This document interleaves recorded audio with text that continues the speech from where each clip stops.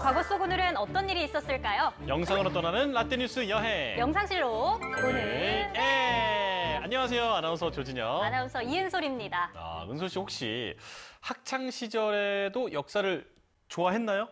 사실 학창 시절엔 그렇게 좋아하진 않았던 것 같아요. 그 당시에는 또 전공이 노래였던 만큼 노래가 더 좋았죠. 저도 사실 뭐 학창 시절에는 그 수능 보려고 그냥 의무적으로 이제 역사를 공부했던 것 같은데, 맞아. 하지만 지금 이렇게 되돌아보면 그렇게라도 우리가 역사를 배웠기 때문에 이 역사에 대해서 조금 더 쉽게 이해하고 또 접근할 수 있는 게 아닌가 이런 생각이 들어요. 맞아요. 저도 성악을 전공하면서 좋아했기 때문에 음악의 역사를 이해하고 배웠으니까요. 그런 의미에서 역사는 알아두면 피가 되고 살이 되는 거 아닐까요? 그럼요. 네. 그럼요. 저희 같은 분들 많으실 것 같은데요. 학창 시절 그냥 대충 배웠다면 영상실로 오늘은 통해서 지금부터라도 저희와 함께 역사를 꼼꼼하게 기억하면 어떨까요? 그런 의미에서 오늘 어떤 역사가 있는지 알아볼까요? 좋습니다. 바로 출발할게요. 네. 그럼 과거 속 오늘에는 어떤 일들이 있었는지 함께 보시죠.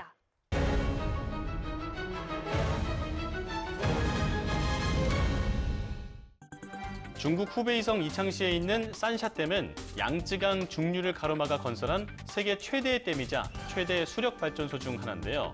1997년 11월 8일 산샤댐의 물막이 공사가 완공됐습니다. 산샤댐 물막이 공사는 양쯔강의 홍수 문제를 막고 농업용수를 공급할 목적으로 1993년에 착공됐고 1994년에 건설을 시작했는데요. 양쯔강의 커다란 물줄기를 차단하는 물막이 공사는 산샤 하단부의 양쯔강 양쪽 안을 총 길이 2,438m의 제방 2개로 연결했습니다.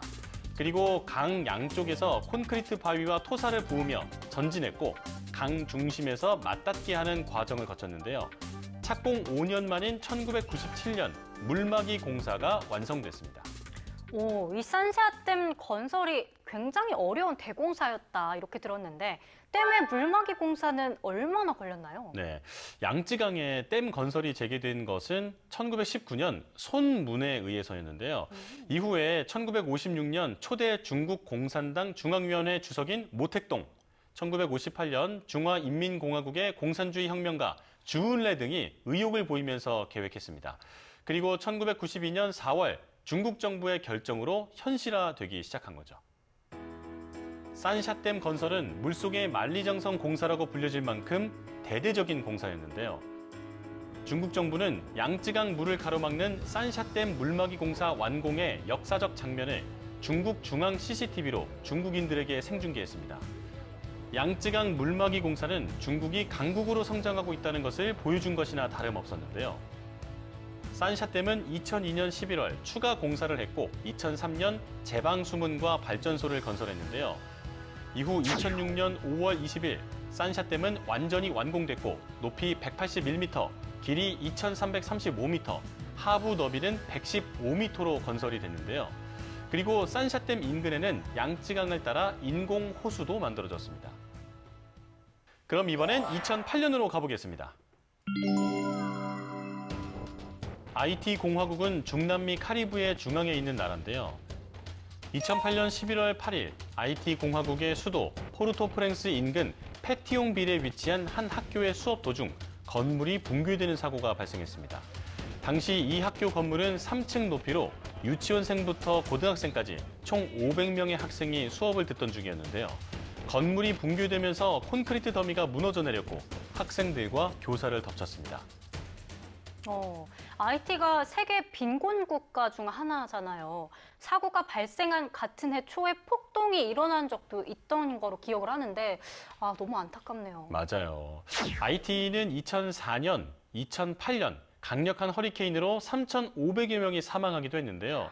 이후 식료품 등을 구하기 어렵게 됐고 식량값 폭등으로 폭동이 일어나면서 정말 최빈국이 됐습니다. 네.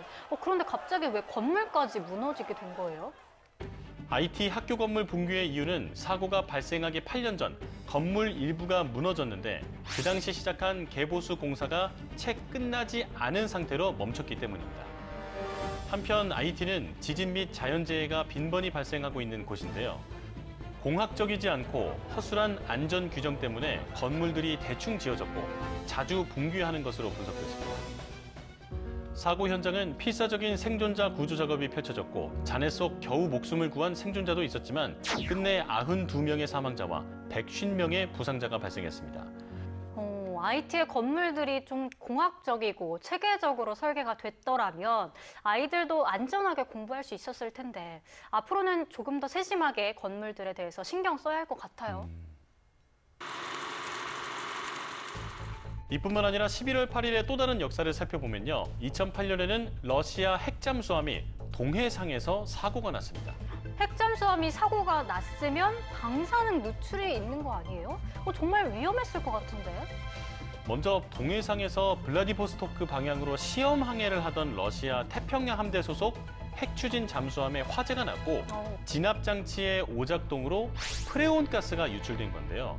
이 가스 중독으로 20여 명이 사망했고 21명의 부상자가 나왔습니다. 그리고 우려했던 방사능 누출 가능성은 없었던 것으로 확인이 됐습니다. 다행이긴 한데 사상자가 발생해서 마음이 아프네요. 맞아요. 사고가 난 잠수함은 K-152 네르파호였는데요. 비교적 신형 핵잠수함인 아쿨라급인데 사고 당시 해군과 민간인 등 208명이 타고 있었다고 합니다. 일주일쯤 전에야 첫 잠수에 들어간 것으로 알려졌는데 이렇게 사고가 난 거죠. 네. 또 1950년에는 세계에서 첫 제트 전투기 교전이 발발하기도 했습니다. 첫 제트 전투기 교전이라 1950년이라고 하니까 6.25 전쟁 때 우리나라에서 발발한 건가요? 맞습니다. 압록강변 신의주에서 세계 최초로 제트 전투기 사이의 공중전이 벌어진 건데요. 당시 미 공군이 B-29기를 엄호하기 위해서 F-80C 전투기 편대를 출동시켰고 이를 저지하기 위해 중국 공군도 제트기를 출격시켰습니다. 양측이 신의주 상공에서 조우하면서 벌인 교전은 미군의 승리로 끝이 났습니다. 네. 그런가 하면 2009년에는 친일 인명사전이 발간됐습니다. 이야기를 들어봤는데 친일 인명사전이 발간되고도 말이 좀 많았다고 하죠. 그렇죠. 민족문제연구소와 친일인명사전 편찬위원회가 친일인명사전을 발간했는데요. 네. 이후 국민보고대회를 열었고 총 3권 3,000페이지에 달하는 인명사전을 공개했는데 이 사전에는 일제 식민통치와 전쟁에 협력한 인물들이 포함돼 있었습니다. 그러다 보니까 후손들의 반발이 심했죠. 그러면 그런 사람들은 검증이 어떻게 된 거예요? 네, 수록 명단에 있는 사람들은 민족 반역자 전부, 일정 직위 이상의 부일 협력자, 대중적 영향력이 큰 교육이나 언론, 종교계 종사자와 지식인 등이 역사적, 사실적 검증을 통해서 선별 작업을 거쳐 수록됐습니다. 그렇군요. 자, 이렇게 오늘도 열심히 과거 속으로 달려봤는데요. 영상실록으로 만나본 오늘의 과거, 여러분은 어떠셨나요? 그럼 다음 시간 더 알찬 이야기로 만나요. 만나요.